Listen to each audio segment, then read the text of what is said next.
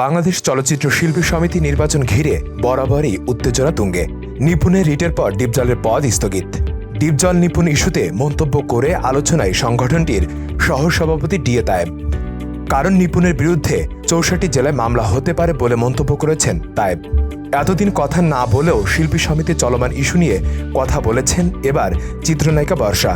সেই সঙ্গে শিল্পী সমিতি শিল্পীদের কি কাজে লাগে তা নিয়েও প্রশ্ন তুলেছেন অনন্ত জলিলের ঘরণী।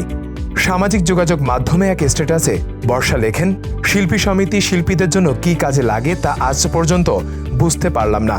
যা জানি তা আর বললাম না। পাবলিক এখন সিনেমা হলে গিয়ে সিনেমা দেখার দরকার নাই।